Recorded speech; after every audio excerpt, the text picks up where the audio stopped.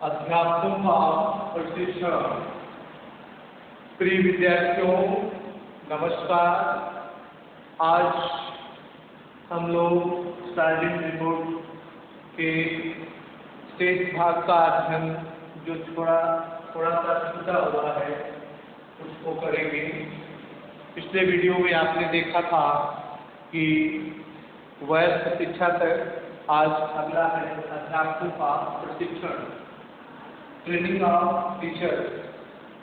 तो training teachers course में आता है DELED,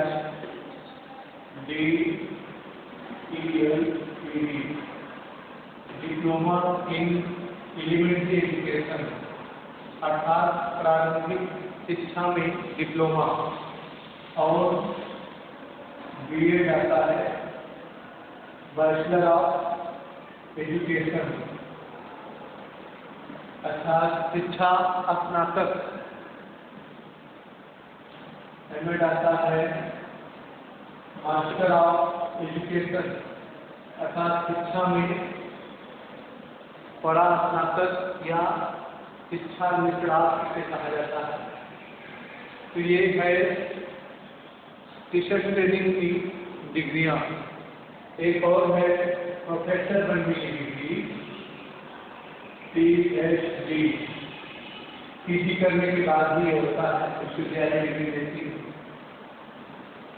तो आप लोग देखिए, स्टार्टिंग रिपोर्ट में यह बात स्पष्ट कर दी गई थी कि उसके द्वारा प्रस्तावित योजना को सफल बनाने के लिए प्रशिक्षित शिक्षकों की विशाल संख्या में आवश्यकता है। रिपोर्ट ने इस संख्या का अनुमान विभिन्न प्रकार के स्कूलों में शिक्षक और छात्रों के निम्नांकित अनुपात को निर्धारित करके लगाया। तो पूर्व प्राथमिक व जूनियर बेसिक स्कूल में एक शिक्षक होता है, उस पर 30 छात्र होते हैं। और सीनियर बेसिक स्कूल में एक शिक्षक पर 25 छात्र, और हाई स्कूल में एक शिक्षक पर 20 छात्र। पूर्व प्राथमिक व जूनियर बेसिक स्कूल, पूर्व प्राथमिक प्राइमरी से पहले व जूनियर बेसिक स्कूल में एक शिक्षक पर 30 छात्र। और दूसरा है senior basic school. Senior basic school में एक शिक्षक पर 25 छात्र और हाई स्कूल में एक शिक्षक पर 20 छात्र, ये अनुपात है। तो इस सूत्र के अनुसार रिपोर्ट ने शिक्षकों की संख्या का अनुमान इस प्रकार लगाया। Trained graduate, trend under graduate, अर्थात जो प्रशिक्षित उप स्नातक, अंडर ग्रेजुएट जो ग्रेजुएट नहीं है, प्रशिक्षित उप स्नातक अर्थात intermediate pass. Trend under graduate, प्रशिक्षित उप स्नातक, अर्थात जो ग्रेजुएशन कर रहे हैं उनकी ट्रेनिंग हो। Trend under graduate, under graduate माने जो BA, BSc, BCom कर रहा है, उसकी ट्रेनिंग अंडर ग्रेजुएट, कंप्लीट नहीं। लगभग 20 लाख ऐसे शिक्षकों की आवश्यकता है। प्रशिक्षित उप स्नातक, ट्रेंड अंडर ग्रेजुएट, जो ग्रेजुएट नहीं है लेकिन टीचर्स ट्रेनिंग किए हैं, ऐसे शिक्षकों की लगभग 20 लाख आवश्यकता है। उसके बाद जो ग्रेजुएट होकर BEd वगैरह कर रहे हैं, ट्रेंड ग्रेजुएट, प्रशिक्षित स्नातक इसे कहा जाता है हिंदी में, जिसे आजकल TGT कहते हैं, जो कक्षा 6 से 10 तक के टीचर बनते हैं। प्रशिक्षित स्नातक, ट्रेंड ग्रेजुएट टीचर, इसे TGT भी कहा जाता है। TGT, trained graduate teacher. तो तो ट्रेंड ग्रेजुएट ये बीएड होता है, ग्रेजुएशन के बाद बीएड करता है। तो ऐसे शिक्षकों की लगभग 2 लाख शिक्षकों की आवश्यकता है। इतनी विशाल संख्या में शिक्षकों को प्रशिक्षित करने के लिए रिपोर्ट ने यह सिफारिश की कि अग्रांकित 3 प्रकार की प्रशिक्षण संस्थाएं की स्थापना की जाए। पहला है पूर्व प्राथमिक शिक्षकों के लिए और जूनियर बेसिक शिक्षकों के लिए, पूर्व प्राथमिक शिक्षकों के लिए अलग से स्कूल की स्थापना की जाए जहां पर पूर्व प्राथमिक टीचरों की ट्रेनिंग होती है। दूसरा है कि जूनियर और सीनियर बेसिक स्कूल शिक्षकों के लिए अलग से होनी चाहिए ट्रेनिंग कॉलेज। जूनियर और सीनियर बेसिक स्कूल के टीचरों के लिए अलग से टीचर ट्रेनिंग कॉलेज होना चाहिए।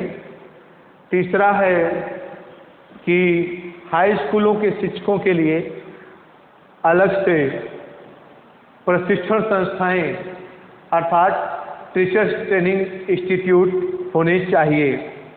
तो पूर्व प्राथमिक जैसे आजकल प्राइमरी के लिए डीएलएड या बीटीसी चलता है और जूनियर तक के लिए डीएलएड या बीटीसी है, और बीएड नहीं कि बीएड है कक्षा 1 से कक्षा 6 से 10 तक के लिए बीएड है, और एमए है। एमए पीजी केवल होता है 11 और 12 के लिए पीजीटी, और उसके बाद पीजी के बाद नेट पास होता है या पीएचडी करता है तो प्रोफेसर या डिग्री कॉलेजों का प्रोफेसर बनता है। फिर ये देखा आपने दूसरा जूनियर और सीनियर बेसिक स्कूलों के विषय में। फिर अन्य में रिपोर्ट में शिक्षक प्रशिक्षण के संबंध में 4 महत्वपूर्ण सुझाव दिए। पहला है प्रशिक्षण संस्थाएं आवास होनी चाहिए, आवासीय, अर्थात प्रशिक्षण जो है संस्थाएं हैं वो आवासीय होनी चाहिए। प्रशिक्षण संस्थाएं क्या होनी चाहिए? आवासीय, अर्थात जो बच्चे हैं वहाँ पर टीचर्स ट्रेनिंग लें और वहीं पर रहें। दूसरा है प्रशिक्षण संस्थाओं में छात्राध्यापकों से शुल्क न लिया जाए। तो छात्राध्यापक जो हैं उनसे शुल्क न लिया जाए। छात्राध्यापक जो बीएड या डीएलएड करते हैं उन्हें छात्राध्यापक कहते हैं, आधा छात्र आधा अध्यापक, तो उनसे शुल्क न लिया जाए। फिर वो आवासीय होना चाहिए। फिर तीसरा है अभिनव पाठ्यक्रम की व्यवस्था की जानी चाहिए। अभिनव पाठ्यक्रम की व्यवस्था की जाए जिससे वहाँ पर योग्य शिक्षक की नियुक्ति हो सके और अच्छे अध्यापकों द्वारा उनको योग्य बनाया जाए, जिससे एक प्राथमिक विद्यालय, senior basic school, junior basic school के लिए एक अच्छे शिक्षक की हमें निर्माण कर सकें और विद्यालयों में उनकी नियुक्ति हो। ये आपने देखा कि पूर्व प्राथमिक और जूनियर पर 1 पर 30 और सीनियर बेसिक स्कूल में 1 पर 25, फिर हाई स्कूल स्तर पर 1 पर 20 छात्र, एक शिक्षक पर 20 छात्र, और इसमें देखा सीनियर बेसिक स्कूल पर 1 शिक्षक पर 25 और पूर्व प्राथमिक पर 1 पर 30। इस प्रकार एक रिपोर्ट बनी। तो उस समय ट्रेंड अंडर ग्रेजुएट टीचर्स लगभग 20 लाख शिक्षकों की आवश्यकता थी, और उसके बाद ट्रेंड ग्रेजुएट टीचर्स लगभग 2 लाख शिक्षकों की आवश्यकता थी। तो इन शिक्षकों के लिए प्रशिक्षक महाविद्यालयों की स्थापना हुई। तो उसमें पूर्व प्राथमिक शिक्षकों का अलग ट्रेनिंग होता था, जूनियर का अलग और हाई स्कूल स्तर के शिक्षकों का अलग। तो पूर्व प्राथमिक शिक्षकों के लिए जो आजकल बीटीसी चल रहा है, डीएलएड, उस समय मिडिल पास कक्षा 8 पास ही उस समय 2 वर्ष का या 1 वर्ष का प्रशिक्षण कोर्स करा के टीचर्स बनाया जाता था। और आज ग्रेजुएट पास करके तब डीएलएड एवं बीटीसी का कोर्स कराया जाता है, 2 वर्षीय आज भी है। फिर जूनियर बेसिक स्कूल और सीनियर बेसिक स्कूल के लिए ग्रेजुएट प्रशिक्षित स्नातक, जो टीजीटी के नाम से आज जानते हैं हम लोग, ट्रेंड ग्रेजुएट टीचर, उसकी नियुक्ति हम लोग वहाँ पर हाई स्कूल के विद्यार्थियों के लिए पढ़ाने के लिए होती थी। उनको ट्रेनिंग जो है एक अच्छे ट्रेंड शिक्षण व्यवसाय के प्रति जिससे आकर्षण हो, एक अच्छे शिक्षकों द्वारा उन्हें ट्रेनिंग दी जाती थी। तो इस प्रकार सार्जेंट रिपोर्ट में अध्यापकों का प्रशिक्षण बताया गया। अन्य सिफारिशें भी थी इसमें, छात्रों की स्वास्थ्य की देखभाल करना और छात्रों के लिए, विकलांग छात्रों के लिए विशिष्ट विद्यालयों का आयोजन किया जाए। हैंडीकैप टीचर्स ट्रेनिंग इंस्टीट्यूट होते हैं बड़े ज़िलों में, जहां पर उसके विशेष विद्यालय कहा जाता है। उसमें विशेष जो होता है बीएड या एमएड एचआई, उसके माध्यम से वहां पर प्रशिक्षित अध्यापकों द्वारा उन्हें शिक्षण कार्य कराया जाता है, जिससे उन्हें समझने में परेशानी हो, क्योंकि वहाँ मूक बधिर और तमाम प्रकार के विकलांग, दिव्यांग, जो आजकल दिव्यांग शब्द प्रयोग हो रहा है, पाए जाते हैं। छात्रों के लिए मनोरंजन और सामाजिक कार्यों का संयोजन करना, फिर छात्रों को व्यवसाय के लिए चयन करने के लिए परामर्श देना, एम्प्लॉयमेंट ऑफिस खोलने के लिए भी सार्जेंट रिपोर्ट ने प्रस्ताव दिया, जहाँ पर रोजगार जो ग्रेजुएट हैं या ट्रेंड ग्रेजुएट हैं या जो मिडिल पास ही हैं, वो अपना एम्प्लॉयमेंट दफ्तर में जाकर पंजीयन कराएं और रोजगार के विषय में जानकारी लें। तो ये थी हमारी सार्जेंट रिपोर्ट। फिर अगला है नेक्स्ट अध्याय में, कहाँ से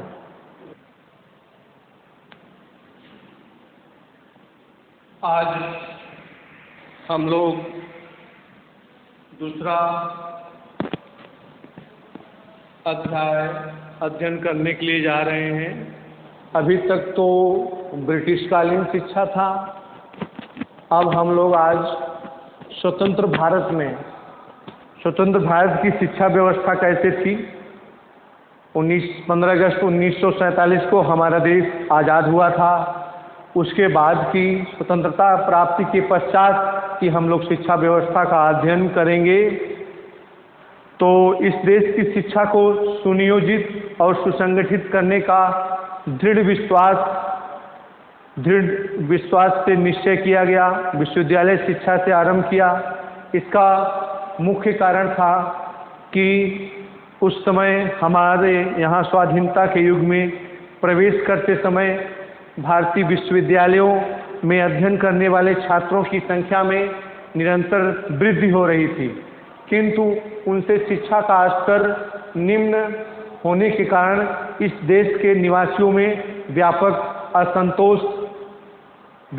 असंतोष था। इसके अतिरिक्त ये विश्वविद्यालय भारत की नवीन सामाजिक और राजनीतिक परिस्थितियों के अनुसार देश की आवश्यकताओं को पूर्ण करने में असमर्थ थे।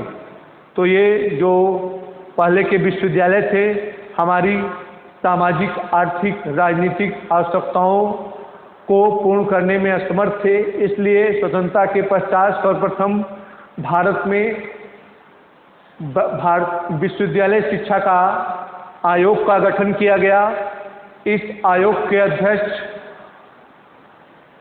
डॉक्टर सर्वपल्ली राधाकृष्णन थे। उनका पूरा नाम था डॉक्टर सर्वपल्ली राधा कृष्णन। ये दक्षिण भारत के एक ब्राह्मण थे, जिनका जन्म 1886 ईस्वी में हुआ था, जिन्होंने विभिन्न स्कूलों कॉलेजों में अध्यापक और कुलपति के पद पर, बाद में राष्ट्रपति एवं उपराष्ट्रपति के पद पर इतने बड़े पदों पर आसीन थे। इनका बर्थडे शिक्षक दिवस के रूप में मनाया जाता है 5 सितंबर को। तो इन्होंने, इनका बर्थडे जब मनाया जा रहा था तो इन्होंने विरोध किया और कहा, रोका और बोला कि मेरा बर्थडे शिक्षक दिवस के रूप में मनाया जाए, टीचर्स डे। तो इनका जो है जन्मदिन 5 सितंबर को हुआ था। 5 सितंबर को हम लोग पूरे देश में इनको याद करते हैं और इनके बर्थडे को हम लोग शिक्षक दिवस के रूप में मनाते हैं। तो इन्हीं के नाम से इन्होंने इस आयोग को बनाया था 1948-49 में, विश्वविद्यालय शिक्षा आयोग, अंग्रेजी में यूनिवर्सिटी एजुकेशन कमीशन कहा जाता है। और इनके नाम से इसे राधाकृष्णन आयोग भी कहा जाता है। तो केंद्रीय शिक्षा सलाहकार बोर्ड, केंद्रीय शिक्षा सलाहकार बोर्ड या अंतर विश्वविद्यालय शिक्षा परिषद, inter university board of education, या भारत सरकार के इस प्रस्ताव को मान्यता दी और 4 नवंबर 1948 को विश्वविद्यालय शिक्षा आयोग की नियुक्ति की। इस आयोग के अध्यक्ष डॉक्टर सर्वपल्ली राधाकृष्णन थे, अतः उन्हीं के नाम से इस आयोग को राधाकृष्णन आयोग भी कहा जाता है। इस आयोग के अध्यक्ष डॉक्टर सर्वपल्ली राधाकृष्णन थे, अतः उन्हीं के नाम से इस आयोग को राधाकृष्णन आयोग भी कहा जाता है। तो आयोग की नियुक्ति के उद्देश्य क्या था? तो आयोग की नियुक्ति का उद्देश्य ये था कि आयोग के अग्रांकित शब्दों में कि भारतीय विश्वविद्यालय शिक्षा के विषय में रिपोर्ट देना, उन सुधारों एवं विस्तारों के संबंध में सुझाव प्रस्तुत करना जो देश की वर्तमान और भावी आवश्यकताओं के लिए वांछनीय है। तो देश की वर्तमान एवं भावी आवश्यकताओं के लिए वांछनीय है और भारतीय विश्वविद्यालय शिक्षा के संबंध में सुधार के प्रस्ताव प्रस्तुत करना था। तो आयोग की जांच के विषय थे, आयोग की जांच के कुल 20 विषय थे। तो आयोग के लगभग 20 विषयों के जांच करने के लिए कहा गया था, जिनमें से मुख्य थे, पहला है भारत में विश्वविद्यालय शिक्षा एवं अनुसंधान कार्य का उद्देश्य। तो भारत में अच्छे विश्वविद्यालय शिक्षा का निर्माण करना एवं उन विश्वविद्यालयों में रिसर्च, एमफिल और पीएचडी की जो कक्षाएं होती हैं, प्रत्येक विषयों में संचालित कराने का कार्य करने का उद्देश्य। दूसरा है भारतीय विश्वविद्यालयों के संगठन का नियंत्रण। तो भारतीय विश्वविद्यालय के संगठन का नियंत्रण, कार्यक्षेत्र एवं विधान के संबंध में आवश्यक परिवर्तन करना। तो उस समय ब्रिटिश काल में जो विश्वविद्यालय थे उनके संगठन का, कार्यक्षेत्र का और विधान के संबंध में परिवर्तन करना। फिर तीसरा है विश्वविद्यालय शिक्षा की अवधि, पाठ्यक्रम और माध्यम। विश्वविद्यालय शिक्षा की अवधि, माध्यम और पाठ्यक्रम में परिवर्तन करना। चौथा है विश्वविद्यालय शिक्षा की, विश्वविद्यालयों से संबंध कॉलेजों में शिक्षा एवं परीक्षा के स्तरों में उन्नयन। तो विश्वविद्यालयों से संबंध जो कॉलेज हैं उनमें शिक्षा एवं परीक्षा में, शिक्षा परीक्षा के स्तर का उन्नयन, परीक्षा स्तर का उन्नयन या विकास कॉलेजों में। जो विश्वविद्यालय से संबंध कॉलेज थे उसमें शिक्षा परीक्षा के स्तर का उन्नयन करना। उसके बाद चौथा हो गया। पांचवा है विश्वविद्यालयों में धार्मिक शिक्षा, और उसके बाद विश्वविद्यालयों, यूनिवर्सिटीज में रिलीजियस एजुकेशन भी दी जाने के प्रस्ताव दिया। फिर छठवां है प्रादेशिक या अन्य आधार पर, प्रदेश या अन्य आधार पर अधिक विश्वविद्यालयों की स्थापना करना। प्रादेशिक विश्वविद्यालय या अन्य आधार पर अन्य आधार जैसे इस समय केंद्रीय विश्वविद्यालय होता है, सेंट्रल यूनिवर्सिटीज और प्रादेशिक विश्वविद्यालय होता है और डीम्ड यूनिवर्सिटी होती है और विद्यापीठ होता है। तो 4-5 प्रकार के कुल विश्वविद्यालय होते हैं भारत में वर्तमान में। तो उसमें बताया कि अन्य प्रकार के विश्वविद्यालयों का गठन करना। फिर 7वां है अध्यापकों की योग्यता उनकी शिक्षक बनने की है या नहीं है उसका निर्धारण करना। उसके बाद सेवा दशाओं, उनकी सेवा की शर्तें, वेतन, कार्य एवं अधिकार का प्रस्ताव दिया। उसके बाद छात्रों के अनुशासन, छात्रावासों एवं ट्यूटोरियल वर्क, उपकक्षा शिक्षण या टीचर्स ट्रेनिंग, जो ट्यूटोरियल वर्क मीन्स होता है शिक्षण कार्य, छात्रों के लिए शिक्षण कार्य आदि का संयोजन करना। तो सारांश में हम आयोग के विश्वविद्यालयों के सब अंगों का अध्ययन करने और उनमें सुधार करने के लिए सुझाव देने के लिए कहा।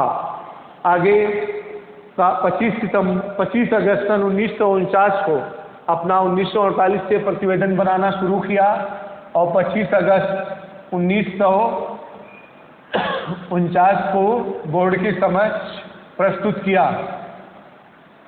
25 अगस्त 1949 को बोर्ड के समक्ष प्रस्तुत किया।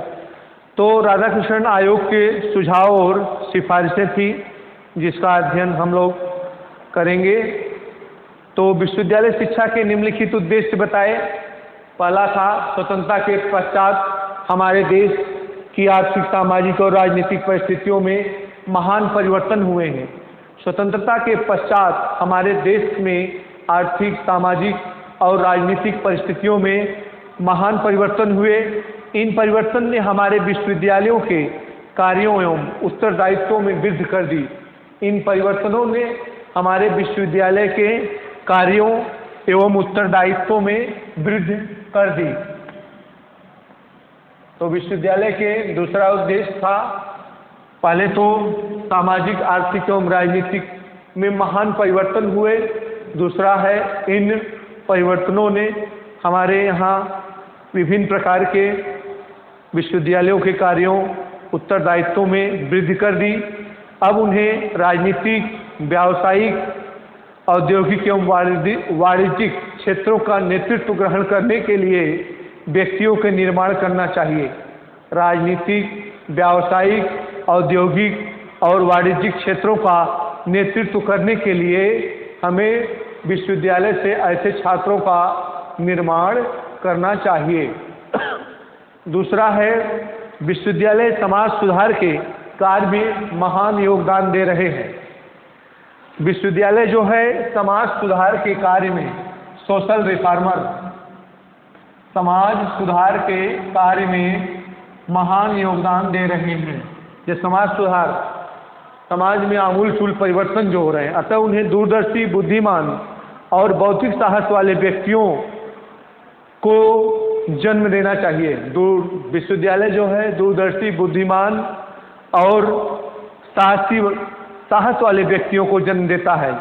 जैसे अभी कहीं बाढ़ नियंत्रण या कोई दैवीय आपदा को नियंत्रण में करना हुआ तो विश्वविद्यालय या कॉलेजों के बच्चे लगाए जाते हैं। वहाँ पर दैवीय आपदा के रूप में विश्वविद्यालय या कॉलेजों के बच्चे लगाए जाते हैं। वहाँ के जन धन को हानि न पहुँचे, उन्हें बचाने के लिए, राहत कार्य पहुँचाने के लिए। तो विश्वविद्यालय बौद्धिक और दूरदर्शी, जैसे विश्वविद्यालय में जो रिसर्च स्कॉलर होते हैं, छात्र अनुसंधान करते हैं, वो दूरदृष्टि होते हैं, भविष्य की योजनाएं बनाते हैं। तो दूरदृष्टि होनी चाहिए। वाणिज्यिक क्षेत्रों में, व्यावसायिक क्षेत्रों में जो बीकॉम एमकॉम करते हैं, चार्टर्ड अकाउंटेंट वगैरह बनते हैं या MBA करके बिजनेस मैनेजमेंट में जाते हैं, तो वाणिज्यिक क्षेत्रों में प्रोफेशनल छात्र पैदा करना विश्वविद्यालय का कार्य है। फिर तीसरा है विश्वविद्यालयों को, प्रजातंत्र को सफल बनाने के लिए शिक्षा का प्रसार और ज्ञान की खोज करने वाले व्यक्तियों का उत्पन्न करना। तो विश्वविद्यालय जो है हमारे यहाँ जो प्रजातंत्र है उसमें जन जन तक शिक्षा का प्रचार करने के लिए और ज्ञान की खोज करने वाले ज्ञान की खोज वही करता है जो रिसर्च स्कॉलर होता है। तो ज्ञान की खोज, ज्ञान प्राप्त करने का जो इच्छुक होता है, ज्ञान की खोज करने वाले विद्यार्थियों का निर्माण करना चाहिए। तो विश्वविद्यालय शिक्षा के उद्देश्य है। चौथा है विश्वविद्यालयों को अपनी सांस्कृतिक विरासत को विस्तृत नहीं करना चाहिए। सांस्कृतिक विरासत जो हमारा धरोहर है, हमारे यहाँ का खान पान, संस्कृति, सभ्यता, शिष्टाचार, आचरण, हमारे यहाँ की महान विभूतियों का अनुसरण करते हुए विश्वविद्यालय में शिक्षा प्रदान की जानी चाहिए। तो खोज करने वाले, विरासत को अपनाने वाले, योगदान देने वाले नवयुवकों को तैयार करना चाहिए। तो हमारी जो भारतीय संस्कृति है उसकी जो खोज करने वाले हैं, उसके विरासत को अपनाने वाले हैं, ऐसे नवयुवकों का विश्वविद्यालय में निर्माण किया जाना चाहिए।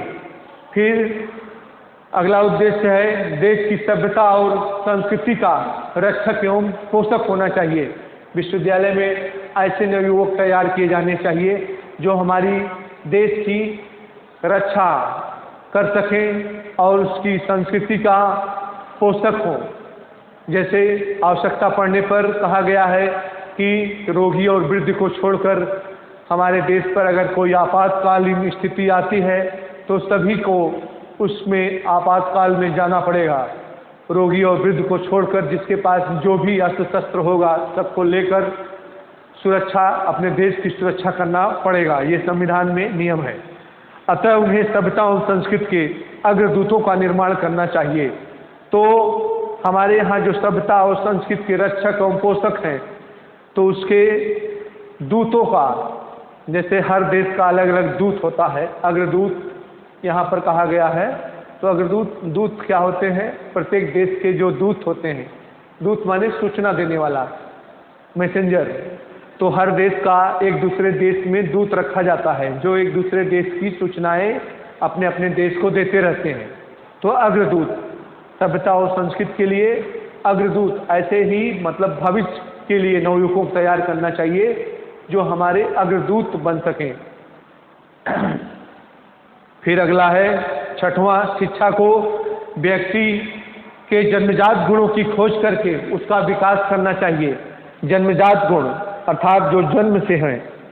तो जन्मजात गुण क्या है? जैसे कोई प्रतिभाशाली छात्र है, कोई मंदबुद्धि, कोई मध्यम वर्ग का है, कोई तीव्र बुद्धि बालक है, तो किस प्रकार का कैसा बच्चा है उसे वैसे वातावरण में ढालकर उसे विकसित करने का प्रयास करना चाहिए। तो विश्वविद्यालयों को अपने छात्रों के प्राप्ति इन दोनों कर्तव्यों का पालन करना चाहिए। स्वस्थ शरीर में स्वस्थ मस्तिष्क का निवास होता है। तो स्वस्थ शरीर अर्थात विश्वविद्यालय में भी खेल कूद एवं शारीरिक व्यायाम सभी प्रकार की व्यवस्थाएं होती हैं। इसका भी राधाकृष्णन आयोग में सिफारिश किया गया।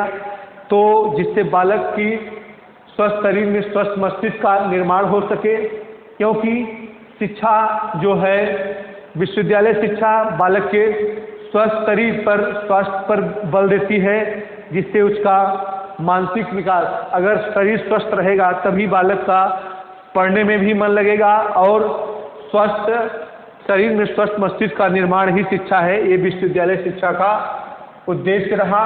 अब नेक्स्ट अगला हम देखते हैं टॉपिक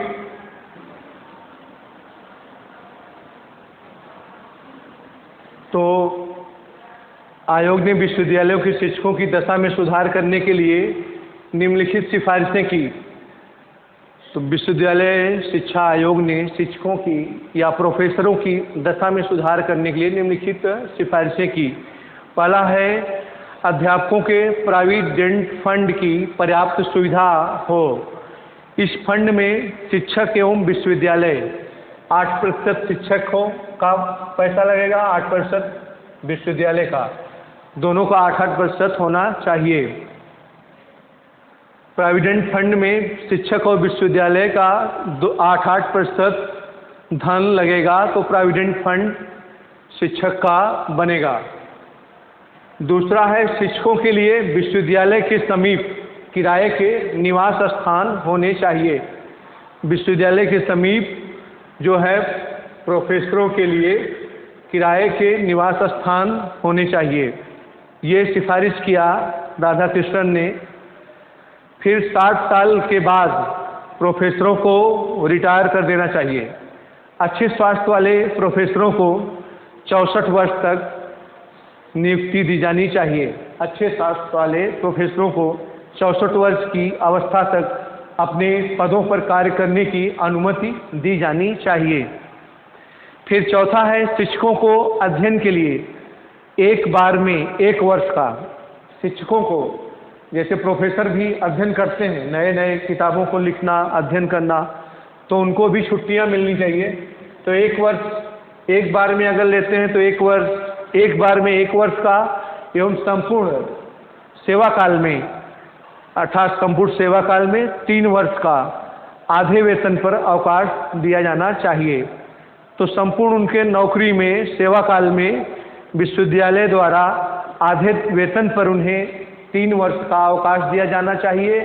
अगर एक बार में अधिकतम लेते हैं तो 1 वर्ष का और संपूर्ण सेवा काल में 3 वर्ष का आधे वेतन पर अवकाश दिया जाना चाहिए शिक्षकों के अध्ययन के लिए। अगला है 1 सप्ताह में अधिक से अधिक 18 घंटे का शिक्षण कार्य कराना चाहिए, इससे अधिक नहीं। शिक्षकों को 1 सप्ताह में 18 घंटे, 18 पीरियड से अधिक का शिक्षण कार्य नहीं दिया जाना चाहिए। इस प्रकार आपने देखा कि विश्वविद्यालय शिक्षा आयोग में कितना उत्तम ढंग से शिक्षक वर्ग को पेश किया गया है। प्रोविडेंट फंड की पर्याप्त सुविधा, जिसमें विश्वविद्यालय और शिक्षक मिलकर 8-8% का होना चाहिए शेयर। दूसरा, शिक्षकों के लिए विश्वविद्यालय के समीप निवास स्थान की व्यवस्था। तीसरा, 60 साल के बाद 60 साल होने पर शिक्षकों को नियुक्ति, जो आज भी चल रहा है। अच्छे स्वास्थ्य वाले प्रोफेसरों की नियुक्ति 64 वर्ष पर होनी चाहिए। फिर शिक्षकों के अध्ययन के लिए एक बार में 1 वर्ष का एवं संपूर्ण सेवा काल में 3 वर्ष का आधे वेतन पर अवकाश दिया जाना चाहिए। 1 सप्ताह में 18 घंटे से अधिक शिक्षण कार्य नहीं कराया जाना चाहिए। तो शिक्षकों से, प्रोफेसरों से 1 सप्ताह में 18 घंटे से अधिक शिक्षण कार्य नहीं कराया जाना चाहिए। ये था विश्वविद्यालय अनुदान, विश्वविद्यालय शिक्षा आयोग, राधाकृष्णन कमीशन की सिफारिश।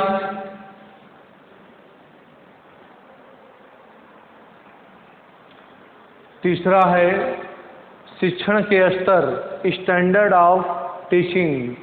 तो राधाकृष्णन आयोग ने स्टैंडर्ड ऑफ टीचिंग, शिक्षण के स्तर के संबंध में क्या सिफारिश की है, इसमें बताया गया है।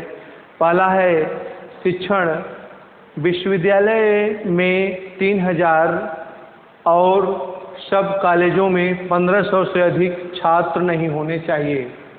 तो आयोग ने कॉलेजों और विश्वविद्यालयों के शिक्षण स्तर के उन्नयन करने के लिए निम्नलिखित सुझाव दिए। शिक्षण कॉलेजों और विश्वविद्यालयों छात्रों की बढ़ती हुई संख्या, बढ़ती हुई भीड़ को रोकने के लिए शिक्षण विश्वविद्यालयों, शिक्षण एंड ट्रेनिंग यूनिवर्सिटीज, शिक्षण विश्वविद्यालयों में 3000 और उनसे संबंध कॉलेजों में, शिक्षण मीन्स ट्रेनिंग इंस्टीट्यूट नहीं, ट्रेनिंग यूनिवर्सिटी नहीं, जहाँ केवल टीचिंग होता है। तो टीचिंग विश्वविद्यालय, शिक्षण विश्वविद्यालय, कुछ होते हैं आवासीय विद्यालय, केवल संबद्धता चलाते हैं, जहाँ शिक्षण नहीं होता, केवल कॉलेज का संबद्धता होता है।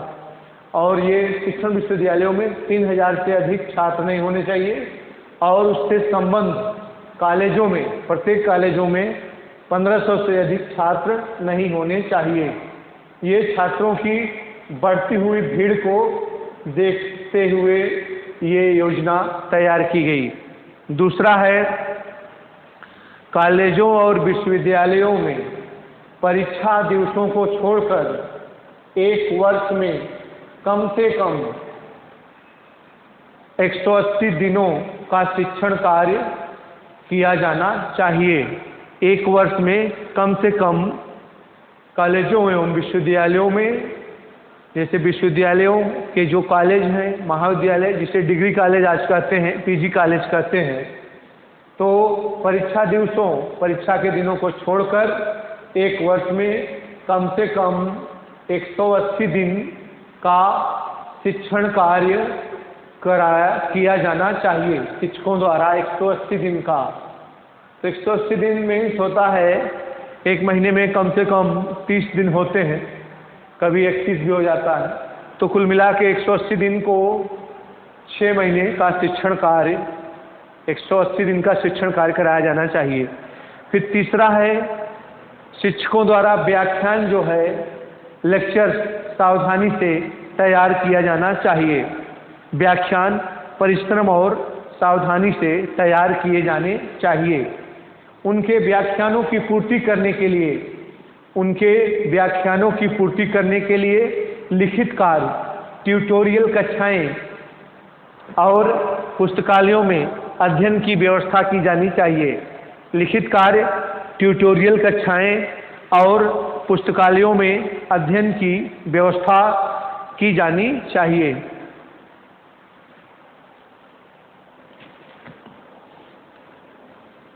चौथा है, अध्ययन के लिए पाठ्य पुस्तकें निर्धारित नहीं की जानी चाहिए।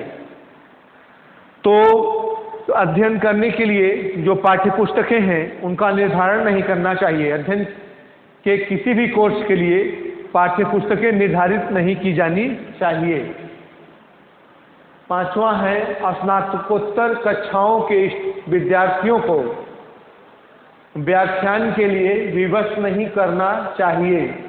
पीजी मीन्स होता है पोस्ट ग्रेजुएट, हिंदी में स्नातकोत्तर कहते हैं। तो स्नातकोत्तर या पीजी पोस्ट ग्रेजुएट कक्षाओं क्लासेस के स्टूडेंट्स को, विद्यार्थियों को व्याख्यानों के लिए विवश नहीं किया जाना चाहिए। अर्थात वो अगर व्याख्यान देना चाहता है तो उससे दिलाया जाए, उससे ज़बरदस्ती न किया जाए। पोस्ट ग्रेजुएट कक्षाओं के विद्यार्थियों को व्याख्यानों में उपस्थित होने के लिए विवश नहीं किया जाना चाहिए। आजकल तो व्याख्यानों में उपस्थित होने से लाभ है, जैसे व्याख्यान में होता है सेमिनार या वाद विवाद प्रतियोगिता या शास्त्रार्थ टाइप जो होता है। फिर विभिन्न व्यवसायों में संलग्न नहीं। छठवां है, पीजी क्लासेस में सेमिनार का आयोजन। स्नातकोत्तर पोस्ट ग्रेजुएट कक्षाओं में सेमिनार का आयोजन किया जाना चाहिए। तो पोस्ट ग्रेजुएट कक्षाओं में सेमिनार का आयोजन किया जाना चाहिए और क्रियान्वित की जानी चाहिए। सेमिनार एक नेशनल सेमिनार होता है जो इस समय वो अपने देश में होता है, विश्वविद्यालय या कॉलेजों में होता है। उसमें 2-3 विश्वविद्यालयों के, उस विश्वविद्यालय के और 2 अतिरिक्त विश्वविद्यालयों के प्रोफेसर और स्टूडेंट्स कई विश्वविद्यालयों के होते हैं।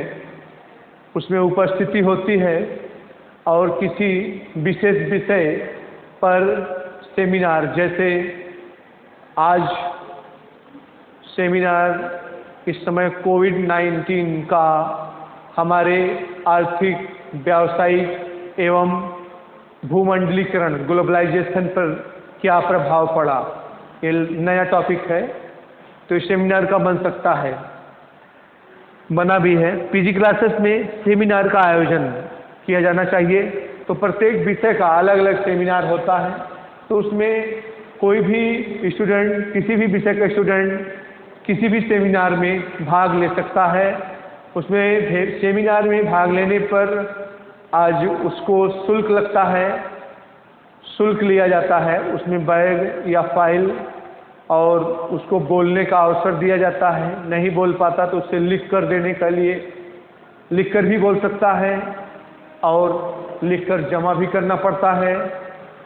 तो इस प्रकार सेमिनार, नेशनल सेमिनार, एक इंटरनेशनल सेमिनार होता है। इंटरनेशनल सेमिनार में अपने यहाँ एक देश के प्रोफेसर होते हैं, फिर दूसरे देशों के 2-3 देशों के प्रोफेसरों द्वारा मिलाकर ये आयोजन किया जाता है, इंटरनेशनल सेमिनार कहा जाता है। तो 7वां है विभिन्न व्यवसायों में संलग्न व्यक्तियों के लिए इवनिंग क्लासेज। जैसे जो विभिन्न व्यवसायों में व्यक्ति संलग्न हैं, जिनको रेगुलर कोर्स क्लास नहीं कर पाते, तो उनके लिए इवनिंग क्लासेस की व्यवस्था की जानी चाहिए। अर्थात उन्हें जब नौकरी पेशा करने के बाद समय मिले तो उनके लिए सायंकालीन कक्षाओं का आयोजन किया जाना चाहिए। उसके बाद परीक्षाओं के स्तर को ऊंचा उठाने के लिए प्रथम, द्वितीय और तृतीय श्रेणी के लिए न्यूनतम प्राप्तांक प्रतिशत, परीक्षाओं के स्तर को ऊंचा उठाने के लिए प्रथम, द्वितीय एवं तृतीय श्रेणी के लिए न्यूनतम प्राप्तांक प्रतिशत, प्रथम के लिए 70%, जो वर्तमान में 60% है। 1948 में राधाकृष्णन ने 70% किया। द्वितीय श्रेणी के लिए जो वर्तमान में 45% है, उस समय राधाकृष्णन महोदय ने 55% किया। परीक्षाओं के स्तर एवं शिक्षा के स्तर को ऊंचा उठाने के लिए, और तृतीय श्रेणी के लिए 40% किया, जो इस समय 33% है। तो इस प्रकार ये अच्छी उन्होंने परसेंटाइल का निर्माण किया, जो वर्तमान शिक्षा व्यवस्था में अपनाने योग्य है। फिर आप लोगों ने ये देखा कि शिक्षण के स्तर को, स्टैंडर्ड ऑफ टीचिंग, शिक्षण विश्वविद्यालय में 3000 स्टूडेंट्स होते थे। जहाँ पर विश्वविद्यालयों में शिक्षण कार्य होता था, पढ़ाई होती थी, वहाँ पर 3000 विद्यार्थी होते थे, और उससे संबद्ध कॉलेजों में 1500 से अधिक छात्र नहीं होने चाहिए थे। ये देखा। दूसरा देखा, कॉलेजों एवं विश्वविद्यालयों में परीक्षा दिवसों को छोड़कर 180 दिन का शिक्षण कार्य होना चाहिए। तीसरा देखा, शिक्षकों द्वारा व्याख्यान मालाओं को सावधानी पूर्वक तैयार किया जाना चाहिए, और उनके व्याख्यानों की पूर्ति के लिए लिखित कार्य, ट्यूटोरियल कक्षाओं और पुस्तकालयों में अध्ययन की व्यवस्था की जानी चाहिए। तीसरा हो गया। चौथा है, अध्ययन के लिए पाठ्य पुस्तकें निर्धारित नहीं की जानी चाहिए। तो अध्ययन के लिए टेक्स्ट बुक्स, पाठ्य पुस्तकों का निर्धारण नहीं किया जाना चाहिए। पीजी क्लासेस के स्टूडेंट्स को लेक्चर्स के लिए विवश नहीं किया जाना चाहिए। तो स्नातकोत्तर कक्षाओं के छात्रों को व्याख्यान देने के लिए विवश नहीं किया जाना चाहिए। अगला है, पीजी क्लासेज में सेमिनार का आयोजन। तो स्नातकोत्तर कक्षाओं में सेमिनार का आयोजन किया जाना चाहिए। अब इस कॉलेज में, अपने यहाँ भी, अपने कॉलेजों में भी, कॉलेज में भी हर विषय का सेमिनार का आयोजन करने के लिए हम लोग प्रस्ताव प्रबंधन समिति को देंगे, प्रिंसिपल और प्रबंधन समिति दोनों लोगों। फिर 7वां है, विभिन्न व्यवसायों में संलग्न व्यक्तियों के लिए इवनिंग क्लासेज। जैसे विभिन्न व्यवसाय में जो संलग्न हैं, उनको समय नहीं है पढ़ने के लिए, तो उनके लिए सायंकालीन कक्षाएं, इवनिंग कक्षाएं के माध्यम से शिक्षा दी जाए। फिर उन्होंने परीक्षा स्तर को एवं शिक्षा स्तर को ऊंचा उठाने के लिए प्रथम श्रेणी को 70%, द्वितीय श्रेणी को 55% एवं तृतीय श्रेणी को 40% अंक प्रदान करने की व्यवस्था तैयार की थी। अगला हम लोग देखें, अगला है पाठ्यक्रम। तो पाठ्यक्रम स्नातक की उपाधि प्राप्त करने के लिए अध्ययन की अवधि 3 वर्ष की होनी चाहिए। स्नातक की उपाधि प्राप्त करने के लिए अध्ययन की अवधि जो है 3 वर्ष की होनी चाहिए। स्नातक होता है बीए, बीएससी, बीकॉम।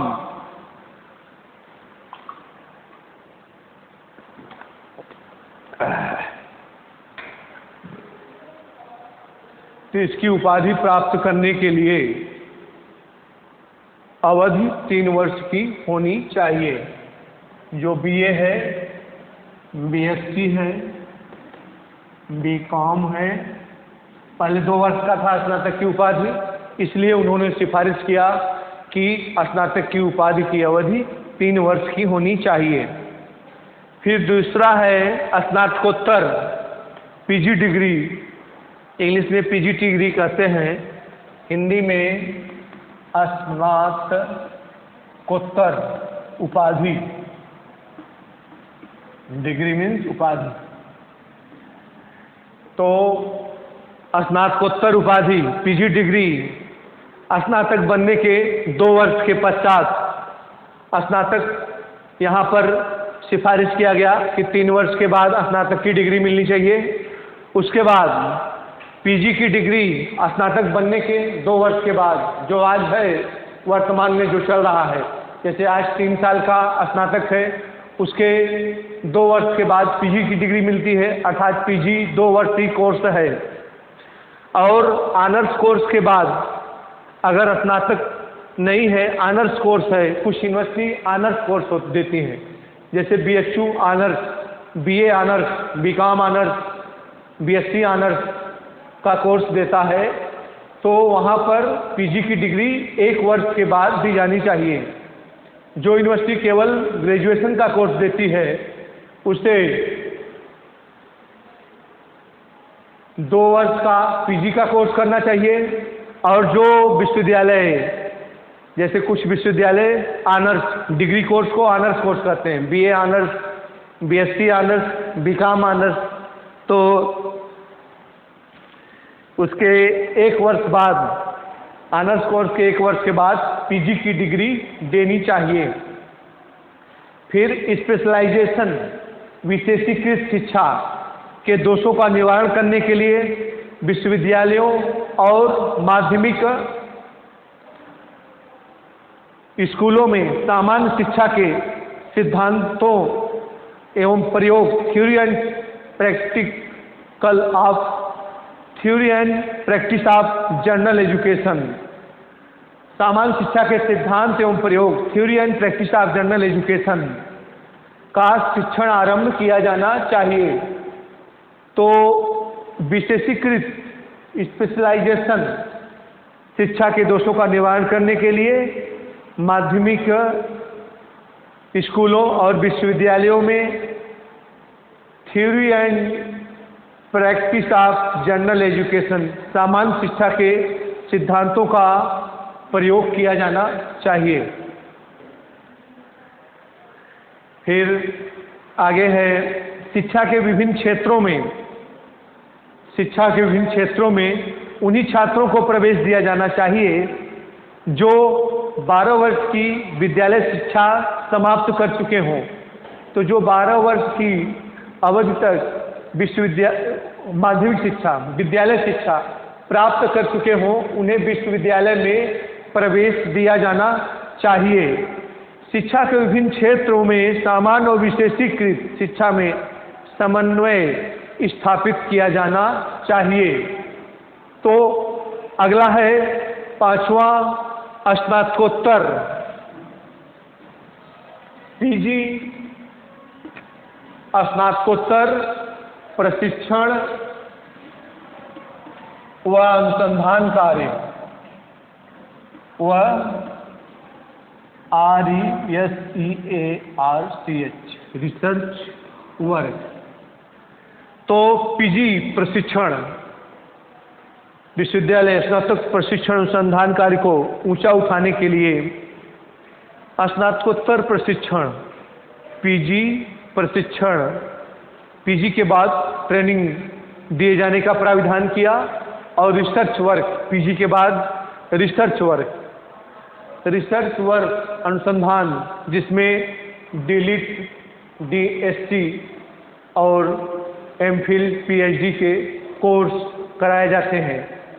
तो पीएचडी के छात्रों का चयन अखिल भारतीय स्तर पर होना चाहिए, अर्थात ऑल इंडिया एंट्रेंस टेस्ट होना चाहिए अखिल भारतीय स्तर पर। उसके बाद इस समय तो विश्वविद्यालय स्तर पर एंट्रेंस टेस्ट होता है, कुछ दिन पहले स्टेट लेवल पर हुआ, अभी ऑल इंडिया लेवल पर नहीं हो रहा है, लेकिन उनकी सिफारिश थी विश्वविद्यालय शिक्षा आयोग की, राधाकृष्णन कमीशन की, कि पीएचडी प्रवेश परीक्षा अखिल भारतीय स्तर पर ऑल इंडिया लेवल पर होनी चाहिए। उसके बाद एमएससी एवं पीएचडी के छात्रों को शिक्षा मंत्रालय द्वारा, एमएससी एंड पीएचडी के छात्रों को शिक्षा मंत्रालय द्वारा स्कॉलरशिप, इसका मंत्रालय ये एमएचआरडी मानव संसाधन विकास मंत्रालय द्वारा, उस समय शिक्षा मंत्रालय था, तो शिक्षा मंत्रालय द्वारा स्कॉलरशिप की व्यवस्था की जानी चाहिए। तो उच्च कोटि के डीलिट और DSC, doctor of science, doctor of literature और पीएचडी डॉक्टर ऑफ फिलॉसफी की उपाधियां उच्च कोटि के मौलिक और प्रकाशित कार्यों पर दी जानी चाहिए, अर्थात उसका पब्लिकेशन हो, समाज के लोग जाने, पत्रिकाएं पब्लिश्ड हों, पेपर पब्लिश्ड हों और सेमिनार के माध्यम से उसको समाज के लोग जाने और उसके बाद उसको डिग्री दी जानी चाहिए उच्च स्तर पर। तो स्नातकोत्तर कक्षाओं में प्रवेश भी, पीजी लेवल पर प्रवेश भी अखिल भारतीय स्तर पर होना चाहिए। छात्रों एवं शिक्षकों में घनिष्ठ और व्यक्तिगत संबंध रखने चाहिए। तो जैसे पीजी लेवल के कोर्स हैं एमए, एमएससी, एमकॉम और पीजी के कोर्स में अखिल भारतीय स्तर पर ऑल इंडिया एंट्रेंस टेस्ट के माध्यम से इस पे प्रवेश होना चाहिए। पीजी के कोर्स एमबीबीएस के बाद क्या है, एमएस चिकित्सा मेडिकल साइंस में, तो ऑल इंडिया लेवल पर पीजी लेवल पर प्रवेश दिया जाना चाहिए। आज की कक्षा यही समाप्त होती है। प्रिय विद्यार्थियों, फिर नेक्स्ट क्लास में हम लोग अगला पढ़ेंगे, एक बार इसको रिपीट करके, क्योंकि ये अभी थोड़ा जल्दी पढ़ाए हैं। फिर अगले पढ़ेंगे टॉपिक शिक्षा का माध्यम, राधाकृष्णन कमीशन का शेष भाग अगली कक्षा में। तो प्रिय विद्यार्थियों, धन्यवाद।